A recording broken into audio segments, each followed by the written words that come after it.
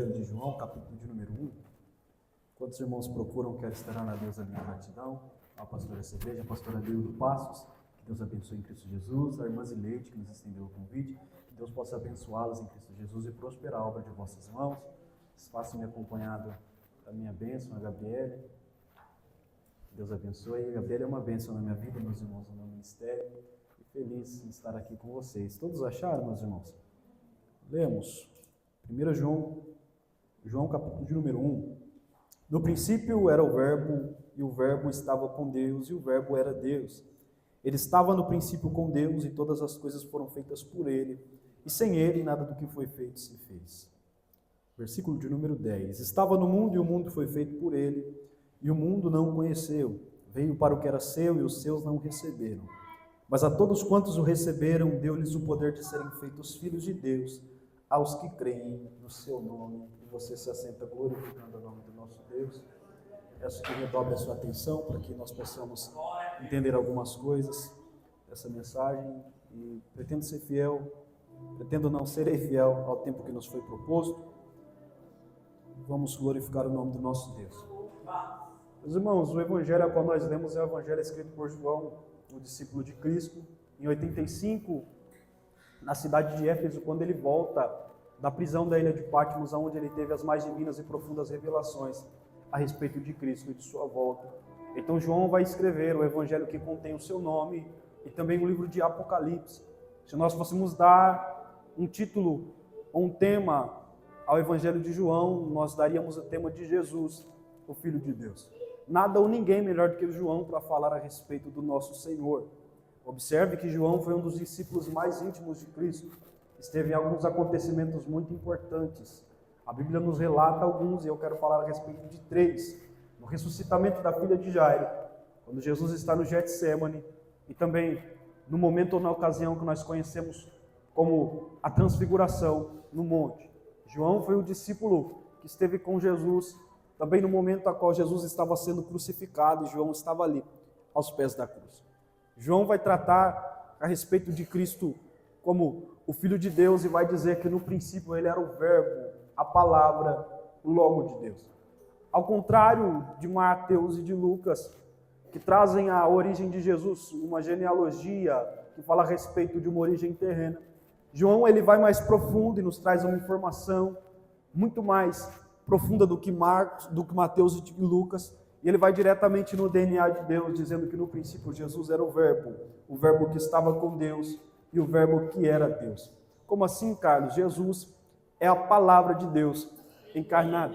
Jesus, quando Deus dizia haja na criação, ele se manifestava em criar. Tá bom, Carlos, mas me prove. Paulo vai escrever em Colossenses capítulo de número 1, versículo de número 15, 16 e 17, dizendo que Cristo é a imagem do Deus invisível, primogênito de toda a criação, e nele foram criadas todas as coisas que há no céu e na terra. Versículo de número 17 vai dizer que ele é antes de todas as coisas, e todas as coisas subsistem por ele. Quando Deus dizia haja, Cristo se manifestava em criar.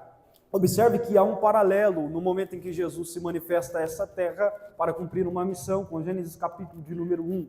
Gênesis capítulo de número 1 vai dizer que no princípio criou Deus os céus e a terra era sem forma e vazia. Quando Deus ou Cristo se manifesta a essa terra para cumprir a sua missão, os homens estavam vazios e sem forma. O texto de Gênesis vai dizer que havia escuridão sobre a face do abismo e o Espírito de Deus pairava sobre as águas. Quando Jesus se manifesta a essa terra, os homens estavam vivendo um período de trevas, pelo menos 400 anos de silêncio, em que Deus não inspirava ninguém a escrever, não inspirava ninguém a profetizar, não inspirava ninguém a nada. Só que aí o anjo Gabriel vai aparecer para uma mulher lá na cidade de Nazaré e vai se apresentar a ela dizendo: salve agraciada, bendito és o fruto do teu ventre. Mas como assim? Não temas, você vai conceber e vai dar luz a um filho, e esse menino se chamará Jesus.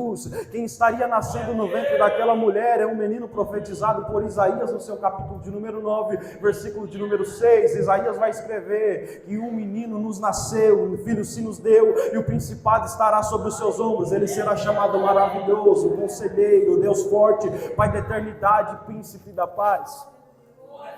Os homens estavam vivendo um período de trevas, só que lá em Nazaré, Lá em Belém da Judéia, melhor dizendo, vai nascer um na barriga de uma mulher pequenininha que vai trazer a esperança aos homens. A esperança da vida, ela ressurge mais uma vez. O homem estava longe de Deus, a criatura rompe a intimidade com o Criador e precisava Cristo vir a essa terra para que pudesse ser restabelecida a intimidade de Deus com os homens. O diabo, ele é especialista em tentar colocar a mão suja dele naquilo que é de Deus, para que aquilo que é de Deus se afaste do seu Criador ou se afaste do nosso Senhor. Observe que Deus, ele faz uma aliança com Adão. Aí no Éden o diabo aparece, engana Eva, Eva persuade Adão a comer do fruto, e agora Adão cai, e Romanos capítulo de número 3, versículo de número 23 vai dizer que todos pecaram e destituídos estão da glória de Deus.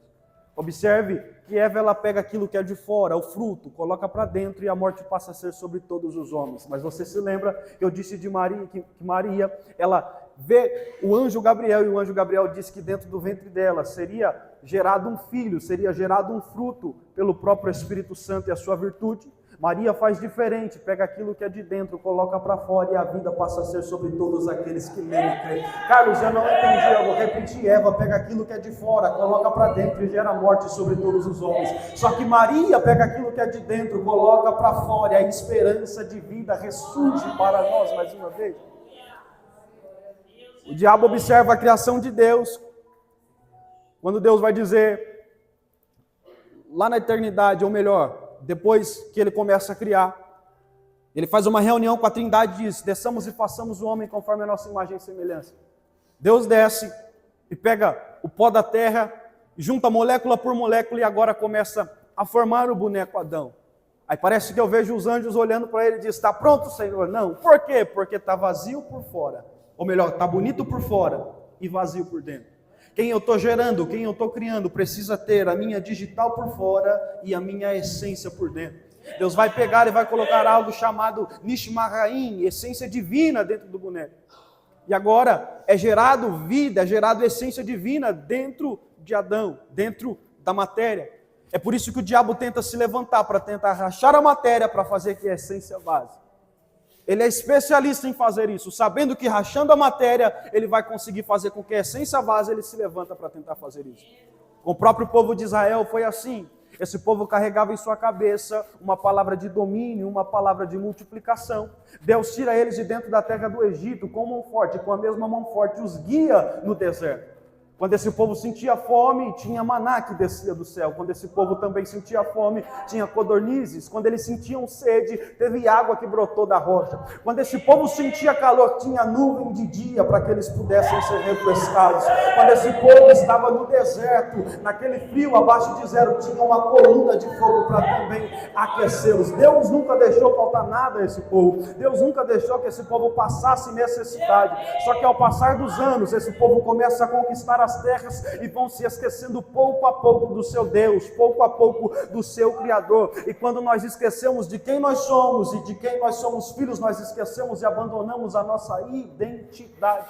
Eles começam agora a deixar que a perversidade entre no meio deles, a idolatria, a imoralidade sexual, e agora eles vão se afastando pouco a pouco do seu Deus. Aí Deus vai dizer a Jeremias, Jeremias, esse povo fez duas coisas contra mim. A primeira, Jeremias, viraram as costas para mim, manancial de águas vivas, e cavaram para si cisternas rotas, cisternas que não retêm água. Carlos, o que quer dizer rota? Quebrada, rachada, trincada. Aí o diabo vai olhar para esse povo e vai dizer, se até Deus está dizendo que esse povo está quebrado, não presta, está rachado, não tem valor, é porque Deus entendeu que esse povo já não tem mais valor, que esse povo já não tem mais jeito. Aí Deus vai bradar lá no capítulo de número 18 a Jeremias, dizendo, Jeremias, se levanta e desce a casa do oleiro. Tá bom, Senhor, vou descer. Aí Jeremias desce e Deus vai dizer, o que vê, Jeremias? Eu estou vendo o oleiro trabalhando sobre a roda, no vaso. E o que você mais vê, Jeremias? Eu estou vendo que o vaso se quebrou na mão do oleiro. Tá bom, Jeremias, mas o que você está vendo, Deus? Eu estou vendo um oleiro pegando o vaso e fazendo um vaso novo, pegando um vaso que se quebrou e fazendo um vaso novo.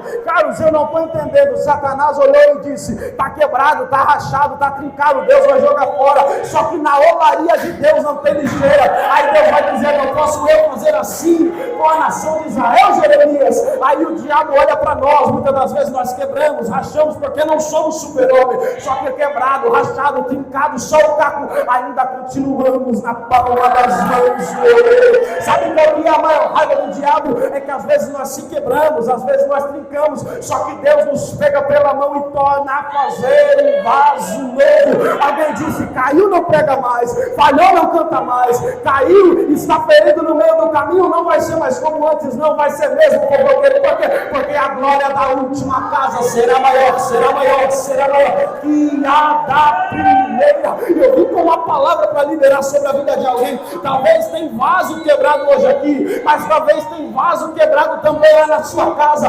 Eu vim como profeta de Deus para dizer que as mãos do oleiro vai passar lá, que as mãos do oleiro vai passar lá e vai fazer um vaso novo, vai fazer um vaso novo, vai fazer um vaso novo. Esse Deus ama tanto esse povo que deixa para esse povo a Torá. E a Torá é escrita por Moisés, e cada título da Torá, ela tem um significado, partindo do seu texto inicial. Se nós lemos no original, Gênesis significa Bereshit, início ou princípio. Êxodo significa Shemot, nomes. Vaikra, que é o livro de Levítico, significa chamou. Bamidbar, que é o livro de Números, significa deserto. E o livro de Deuteronômio, ele tem por significado Devarim, que significa palavras. Se nós fazermos uma junção, nós vamos ver que Deus é um Deus que chama, sim ou não?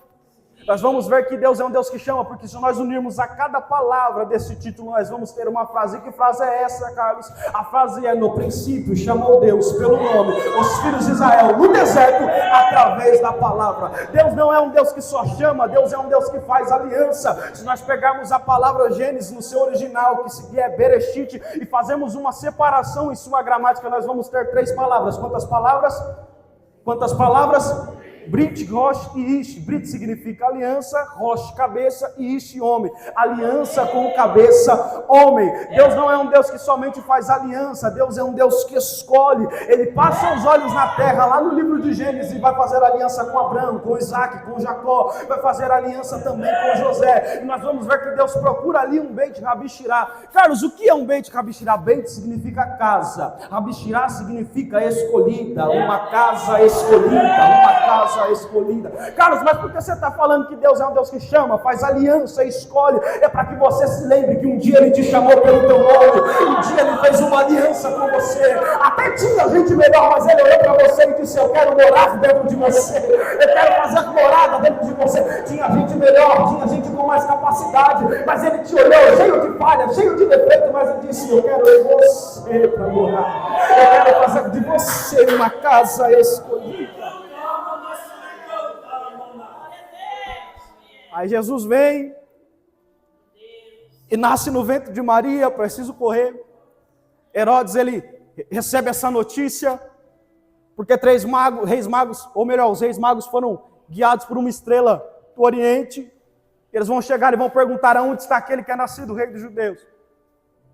Aí Herodes e toda Jerusalém se perturba. Herodes diz a ele: olha, vão cuidadosamente e procurem um menino para que eu possa ir e adore ele também. Só que o que Herodes intenta em seu coração é matar o menino, é paralisar o nascimento do menino e o seu crescimento, porque ele detecta uma ameaça para o seu trono. Então Herodes diz: deixa eu matar para que eu possa ficar aqui tranquilamente no ambiente em que eu estou, na posição que eu ocupo. Só tem eu de rei aqui, não pode ter outro rei, não pode existir outro rei. E no nosso âmbito social, no meio do âmbito profissional, no meio também, talvez, da igreja, existem pessoas com a síndrome de Herodes. Como assim, Carlos, com a síndrome de Herodes? Só porque vê alguém crescendo diz: deixa eu matar. Só porque vê alguém se destacando diz: deixa eu parar. Mas eu tenho uma notícia, porque Herodes não sabia que quem estava nascendo era o projeto de Deus. E quando o projeto é de Deus cai entre nós, Herodes não mata. Quando é projeto de Deus, Herodes não paralisa. Quando o projeto é de Deus, Herodes não intercepta. Eu não sei se você acredita, se a sua casa faz parte do projeto de Deus, se a sua família faz parte do projeto de Deus, se o seu ministério faz parte do projeto de Deus, Herodes não vai prevalecer. Eu tenho uma palavra para liberar sobre a vida de alguém: 1000 vão cair ao teu lado, 10.000 à tua direita, mas você não será atingido, tua casa não será atingida, o teu ministério não será atingido, porque maior é o que te guarda, maior é o que te guarda, maior é o que te guarda. O menino precisa fugir para o Egito, aí surge lá no meio do deserto da Judéia alguém pregando, alguns anos depois, João Batista. Lucas faz uma denúncia dizendo que sendo Anás e Caifás sumos sacerdotes, veio a palavra de Deus a João, filho de Zacarias, no deserto. João, ele começa a pregar uma mensagem. Que mensagem é essa, Carlos? Arrependei-vos porque é chegado o reino dos céus. A mensagem que João prega é uma mensagem dura. O público que João estava pregando era um público grande. Só que o que me chama a atenção é que esse povo vinha até o deserto para ouvir a mensagem que João pregava. Para ser batizado por ele, se arrependiam dos seus pecados. Só que seria mais fácil aceitar a mensagem de alguém que estava dentro do templo, de alguém que tinha vestes sacerdotais. O púlpito que João pregava era um púlpito no deserto da Judéia, no sol escaldante. As roupas que ele vestia eram vestes com pelos de camelo. João não tinha nada atrativo, mas a mensagem dele atraía aquele público. Aí isso mexe com a minha cabeça, porque eu tentei parar para entender o que João fazia para que esse povo viesse até ele. E me chegou ao entendimento que João não atrai aquela multidão por aquilo que ele carrega do lado de fora. João atrai aquela multidão por aquilo que ele carregava do lado de dentro, a presença do Espírito Santo de Deus. E lá vai a palavra para alguém dentro dessa casa de oração. Aquilo que você tem do lado de fora pode não causar nada, mas o que Deus colocou dentro de você pode gerar um reboliço na sua família, pode gerar um reboliço na sua faculdade, pode gerar um reboliço na sua escola, através daquilo que Ele confiou e colocou dentro de você. Aí João prega uma outra mensagem. Que mensagem é essa, Carlos? Após mim vem um que é maior do que eu não sou digno de desatar a correia das suas sandálias. Eu vos batizo com água, mas ele vos batizará com o Espírito Santo e com o Espírito Santo e com? Aí surge a indagação no meio da multidão. João, quem é esse que é maior do que você? E que negócio é esse de batizar com o Espírito Santo e com fogo? Se eu estivesse lá naquele dia, abriria minha Bíblia no mesmo evangelho em que nós lemos de João, e no capítulo de número 1 eu mostraria que ele é a palavra de Deus encarnada. Capítulo de número 2, ele é aquele que derribaria o templo e reedificaria em 3 dias, falando do templo do seu corpo. Capítulo de número 3, ele é aquele que foi entregue a todos aqueles que nele crê, para que tivessem vida e vida em abundância. Alguém me diria, fale-me mais, quem é ele? Capítulo de número 4, ele é a nossa fonte de água viva. Capítulo de número 5, ele é o Filho de Deus e se declara igual ao Pai. Alguém diria, fale-me mais, quem é ele? Capítulo de número 6, ele é o pão da vida. No 7, é o Cristo enviado de Deus. Capítulo de número 8, ele é aquele que existia antes, muito antes de Abraão. No 9, é o que veio trazer juízo ao mundo, para aqueles que fossem cegos tivessem vista, e o que achassem que enxergasse alguma coisa, fossem cegos. Alguém diria, fale-me mais, quem é ele? Capítulo de número 10, ele é o bom pastor, e o bom pastor que dá vida pelas suas ovelhas. Alguém diria, fale-me mais, quem é ele? Capítulo de número 11, ele é a ressurreição e a vida. No 12, na entrada triunfal em Jerusalém, ele é aclamado como bendito que vem, e que vem em nome do Senhor. Capítulo de número 13, ele é o Cristo intercessor. No 14, ele está com seus discípulos, ele diz, eu vou subir ao Pai, mas eu rogarei que ele nos envie outro Consolador, o Espírito que estará convosco todos os dias, até a consumação dos séculos. E a presença desse Espírito passando no meio dessa casa de oração. Alguém diria, olhe mais, capítulo de número 15, ele é a videira verdadeira. No 16, tem a plenitude de todas as coisas. Capítulo de número 18, ele é a ovelha muda sendo levada para o matadouro. No 19, ele é o cordeiro imaculado que verteu o seu sangue na cruz do Calvário. Aí é sexta-feira, a sexta-feira passa, no sábado também a esperança já se foi. Só que domingo pela manhã, no capítulo de número 20, as mulheres vão até o sepulcro e elas recebem a seguinte notícia: qual é, Carlos? Porque procura entre os mortos aquele que já ressuscitou. Ele é o Cristo ressurreto. No 21, ele é o nosso sumo sacerdote. Diriam-me, fale-me mais, quem é ele? Ele é a semente da mulher, ele é a raiz de Jessé, ele é a estrela de Davi, ele é o nosso remidor, ele é o nosso restaurador, ele é Jesus de Nazaré, e ele está aqui.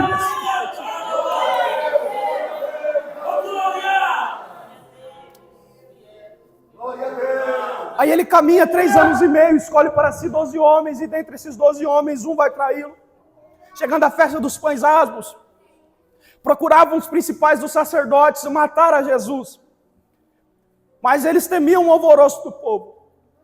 Aí Satanás entra em Judas, e Judas vai até eles, e agora ele procura um meio de entregar Jesus a eles, e vão lhe dar ali 30 moedas de prata, e Judas recebe esse dinheiro. Aí Judas vai lá no horto, no Getsêmani. E quando ele chega diante de Jesus, o sinal era que aquele que ele beijasse seria o Cristo e ele deveria ser o homem que fosse levado preso. Aí Judas, ele dá um beijo em Jesus e Jesus vai dizer: a que vieste, amigo? Como assim? Alguém que procura o mal de Cristo, o Cristo está chamando ele de amigo. Se Pedro, quando Jesus disse que ele iria subir a Jerusalém, iria padecer na mão dos anciãos, na mão dos fariseus e na mão dos escribas, e ele seria morto e ressuscitaria ao terceiro dia, Pedro vai dizer: não, Cristo não vai. Não é necessário fazer isso. Jesus vai olhar para ele e vai dizer: para trás de mim, Satanás. Aí isso mexe com a nossa mente, porque Pedro, aos nossos olhos, está querendo o bem de Cristo. Aí Jesus vai chamar ele de Satanás. E agora Judas, que está querendo o mal, está querendo levar ele para a morte, Jesus chama de amigo. É porque nem todo mundo que está no nosso lado e muitas das vezes bate nas nossas costas faz parte do projeto de Deus. Nem todo mundo que nós temos o nosso ciclo de amizades e chamamos talvez de amigo e diz: eu estou com você, eu estou orando por você, não faz parte do propósito muitas das vezes de Deus, mas continua sendo os nossos amigos. Aí tem alguém que se levanta para caluniar, tem alguém que se levanta para tentar paralisar o nosso ministério, tem alguém que se levanta com o levante do inferno para tentar paralisar a obra de Deus em nossas vidas. Aí Deus está olhando: não se preocupe, se glorifica o meu nome se tem calúnia, glorifica o meu nome se tem levante, glorifica o meu nome se tem perseguição. Por quê, Senhor? Porque nem está sabendo, mas está te empurrando para mais próximo do propósito que eu tenho. Nem está sabendo, mas está contribuindo para o propósito que eu tenho. Eu preciso encerrar e eu corro aqui. Jesus é levado ao sinédrio. Jesus ali é colocado diante do sinédrio, procurava uma acusação. Perguntam a ele acerca dos seus discípulos e da sua doutrina. Perguntam a ele se ele é o Cristo, Filho de Deus. E ali vendaram os seus olhos e batiam nele dizendo: profetiza-nos, ó Cristo, quem foi o que te bateu. Levam Jesus pela manhã até Pôncio Pilatos. Pôncio Pilatos, sabendo que era da jurisdição de Herodes, envia até Herodes. Herodes envia até Pilatos novamente, porque queria escarnecer de Jesus, não viu nada, e envia Cristo até Pôncio Pilatos.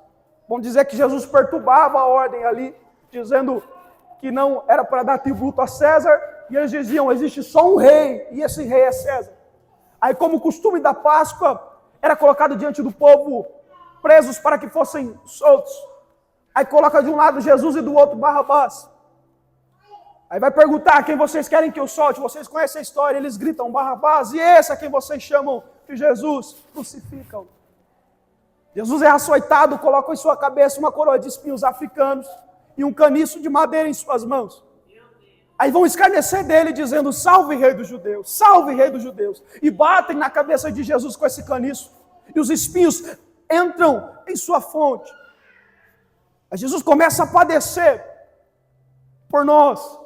Padecer dores. O rosto dele foi desfigurado porque arrancaram a sua barba com as mãos. As suas costas, os seus órgãos internos ficaram expostos. Porque o chicote, quando o carrasco batia, a ponta de ferro, de osso, puxava a pele e dilacerava as suas costas. Jesus levou 39 chibatadas. Mas mesmo assim ele disse: eu não posso parar, existe uma igreja que precisa de mim. Colocaram uma capa escarlate em suas costas, e essa capa em contato com o sangue, ao sangue se secar, aquilo ali fica duro. Só que arrancam das costas dele, as feridas são abertas novamente. Colocam as suas vestes e o patíbulo da cruz em suas costas, e agora ele começa a caminhar a via dolorosa. Ele cai no meio do caminho fraco, e agora vão induzir Simão Cirineu a carregar a cruz. Aí Jesus agora está lá no alto do Gólgota, prenderam as suas mãos, prenderam os seus pés, e disseram: quero ver ele pregar agora, quero ver ele salvar agora. Aí do seu lado direito, do seu lado esquerdo tem 2 ladrões. Quantos ladrões? 2.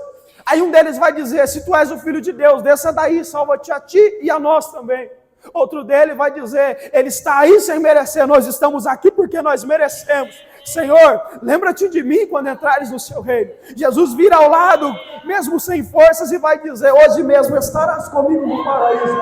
Prenderam as suas mãos, prenderam os seus pés, mas não conseguiram prender a essência que tinha do lado de dentro, a essência de Salvador. O que levou Jesus para a cruz não foi a traição de Judas, o que levou Jesus para a cruz não foi a guarda pretoriana, o que levou Jesus para a cruz não foi Anás, Caifás, Pôncio Pilatos, muito menos Herodes. O que levou Jesus para a cruz foi um sentimento, aquilo que Romanos capítulo de número 5, versículo de número 8 diz: mas Deus prova o seu amor para conosco, em que Cristo Jesus morreu por nós, sendo nós ainda pecadores. Nós não merecíamos, mas Ele nos amou. Nós não éramos dignos, mas Ele nos amou primeiro. Nós éramos cheios de falhas, mas Ele nos amou. Eu não sei se você se alegra com essa notícia, mas mesmo caindo, mesmo machucado, mesmo se ferindo muitas das vezes no meio do caminho, Ele olha para você com os seus olhos de amor, Ele te envolve com os seus laços de amor, Ele te diz: caiu, eu pego nas suas mãos, te coloco de pé e te digo: vamos começar de novo. Fracassou no meio do caminho, eu te pego pela mão, te coloco de novo de pé e te digo: vamos começar de novo.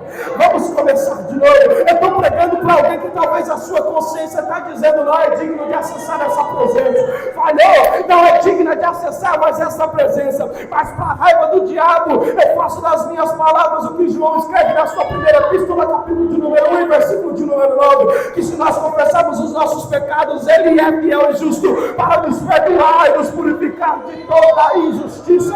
João, no capítulo de número 2, versículo de número 1 e 2 da sua epístola também, ele vai escrever: meus filhinhos, essas coisas vos escrevo para que não pequeis, mas se porventura alguém pecar, existe um à destra de Deus, Jesus Cristo justo. Jesus Cristo justo é aquele que quando você suja suas vestes, Ele tem vestes novas para te dar. É aquele que quando você se fere no meio do caminho, Ele tem bálsamo para as suas feridas. É aquele que quando você está desanimado, tentando chutar o pau da barraca, há uma presença que te abraça e te diz: você não vai parar, você não vai desistir, tem fogo para te aquecer. E se tem alguém aqui nessa noite precisando de força, a graça dele paira aqui nessa casa de oração.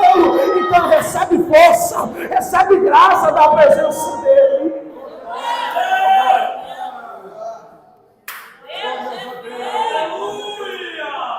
Se tem uma coisa que atrai Deus, é um coração contrito e é uma adoração sincera. Eu não sei se você acredita, mas nos nossos cultos antigamente não precisava de muita coisa. Quando se reuniam os crentes e começavam a cantar o hino da harpa cristã, as lágrimas rolavam nos olhos. Quando aquele pastor humildinho vinha, abria a sua Bíblia e começava a pregar, o fogo descia dentro da igreja. Por que, Carlos, os tempos mudaram? É porque a gente mudou, é porque a gente deixou aquilo que é simples e começamos a enfeitar muitas coisas. Mas eu venho nessa noite para dizer que o Deus da Assembleia ainda vive e que o Deus da Assembleia ainda se manifesta com fogo no meio do seu povo. E para provar que Deus se manifesta no meio do seu povo, eu vou te dar só 30 segundos para que você adore a Ele. E quando você adora Ele, a graça dele te abraça dentro dessa casa. A graça dele te envolve dentro dessa casa. Eu não vou falar mais nada, eu só vou deixar você adorar. E enquanto você adora dentro dessa casa, a graça dele te toma. Oh, glória a Jesus. Oh, glória a Jesus. Aleluia. Aleluia. Amaios, Lúbria fala como nos de combinência. Ai, o céu e como nos. A graça dele está aqui nessa noite. E se tem alguém batizado com o Espírito Santo, eu te convido a falar em mistérios com ele nessa noite. Enquanto se adora, ele te renova nessa noite. Há uma presença, há uma nuvem de glória dentro dessa casa. E se não é batizado com o Espírito Santo, eu te convido a adorar a Ele. Enquanto se adora, Ele te batiza. Enquanto se adora, Ele te renova. Há uma graça que paira nessa casa de oração. Seja tocado pela presença dEle agora, vai. Seja tocada pela presença dEle agora, vai. Há uma presença dentro desse ambiente. Há uma graça dentro desse ambiente central que precisando de força, seja fortalecido pela presença dele. Sempre alguém aqui precisando de graça, seja tocado pela graça dele. Você não vai sair mais do jeito que você entrou, você vai sair daqui envolvido no fogo, você vai estar no fogo, permanecer no fogo e vai subir arrebatado no fogo. Glória a Jesus. Eu não sei se você ainda espera a vinda dele, mas se você espera, ele vem, e se não espera, ele vem da mesma forma. Se você ainda acredita que ele virá para buscar a sua igreja, glória a Deus, mas se você não acredita, ele vem da mesma forma. Se você está preparado, ele vem, mas se não está preparado, não tem problema, ele vem da mesma forma. Paulo já disse em 1 Tessalonicenses, capítulo de número 4, versículo de número 16, mas o mesmo Senhor descerá dos céus com alarido e com voz de arcanjo e trombeta de Deus, e os que morreram em Cristo ressuscitarão primeiro, e nós, Paulo, que ficarmos vivos, seremos arrebatados e nos encontraremos com o nosso Senhor nos ares. Na primeira vinda ele veio como réu, mas na segunda vinda ele voltará como justo juiz. Na primeira vinda ele veio humilde como servo, mas na segunda vinda ele voltará como Senhor. Na primeira vinda colocará em sua cabeça uma coroa de espinhos africanos, e na segunda, Carlos, ele voltará com coroa de glória. Na primeira vinda ele veio como ovelha, foi levado a mula matadouro, mas na segunda ele voltará rugindo como leão, e o leão da tribo de Judá. Na primeira vinda ele veio assentado humilde sobre uma jumentinha, mas na segunda ele voltará sentado sobre um cavalo branco, e no alto da sua coxa estará escrito que ele é Rei dos Reis e Senhor dos Senhores. Rei dos Reis e Senhor dos Senhores, ele virá para nos buscar. Se coloque de pé que eu preciso entregar o microfone. Vai assim como no céu. E o que nós fazemos, Carlos, enquanto ele não vem? Parte do capítulo de número 16, versículo de número 15. Ide por todo mundo e pregar o evangelho a toda criatura. Mas como eu vou pregar se eu não tenho tanto conhecimento? Se ele multiplicou 5 pães e 2 peixes, você acha que ele não pode multiplicar o conhecimento e a graça dele sobre a sua vida? Mas como eu vou cantar se a minha voz não é tão bela? Se ele transformou água em vinho, você acha que ele não pode transformar a sua voz? Há uma coisa que nos capacita e nos reveste de poder, é a presença do Espírito Santo de Deus. Eu te convido nessa noite a curvar a sua cabeça e clamar por essa presença. Atrair essa presença com a sua adoração. E enquanto nós oramos, a graça dele vai nos abraçar nessa noite. Feche os seus olhos. Senhor Deus e Pai que estás no céu. Senhor, diante da tua presença nós nos apresentamos, ó Deus, sabendo que o efetuar e o querer pertence a ti. Sabendo que a glória é tua, o louvor é teu, Senhor. A honra, Pai amado e Pai querido, é direcionada ao Senhor. Deus, nesta hora eu oro, Pai amado e Pai querido, para que o Senhor venha fazer com que nós, ó Pai amado e Pai querido, sejamos úteis para o Seu reino, sejamos cheios da Tua graça, da Tua presença, da virtude do Teu Espírito Santo, para que nós possamos pregar o Seu Evangelho como nós deveríamos, para que nós possamos pregar o Teu Evangelho, Senhor, com autoridade, Pai, sem temor. Deus, eu oro por essa juventude nessa hora, pelos adolescentes, Senhor, que são o futuro da igreja. Que a sua graça venha envolvê-los, que a tua presença venha abraçá-los, ó Deus Todo-Poderoso, e que eles possam, Pai amado e Pai querido, andar segundo a tua vontade, caminhar debaixo da tua graça. E Senhor, se tem alguém aqui que nunca experimentou da tua presença, que nunca sentiu a tua presença, dá uma dose da tua presença para ele agora, dá uma dose da tua presença para ela agora, Senhor. Ó Deus Todo-Poderoso, nós te pedimos, nos abrace nessa noite. Nos abrace nessa noite, Jesus. Nos renova nessa noite. Pai, que a tua graça passeie no meio dessa casa de oração, Senhor. Ó Pai amado e Pai querido, eu ouço um barulho de glória, eu ouço um barulho de línguas estranhas. E é sinal que o Senhor está aqui no nosso meio. É sinal que o Senhor está passeando no meio dessa casa de oração, Senhor. Ó Deus, toca, Pai, com a tua graça, toca com o teu poder, toca com a virtude do teu Espírito Santo, ó Deus. Pai, abraça a nossa alma nessa noite. Abraça a nossa alma nessa noite. Eu preciso entregar o microfone, meus irmãos. mas eu sinto em Deus e nós entregamos mais um pouquinho da nossa adoração a Ele. Eu não vou pedir muito, que nós possamos render graças a Ele. Abra a sua boca. Eu nunca vi ninguém tomar água de boca fechada, e tem água que jorra nessa casa de oração, e se quer beber, beba, se quer se encher dessa presença, beba dessa água. Há uma fonte que jorra desse altar nessa noite, beba dessa água. Abra a sua boca e comece a glorificar a Ele. Abre a tua boca e comece a glorificar a Ele, que enquanto você ora em mistérios com o seu Deus, há livramento dentro da tua casa. Enquanto você fala com o Senhor, a ansiedade bate em retirada. Tudo aquilo que o diabo tentou arquitetar para te paralisar está sendo aniquilado enquanto você fala com o seu Criador. Oh glória! Oh glória, Jesus! Ai, ó céu!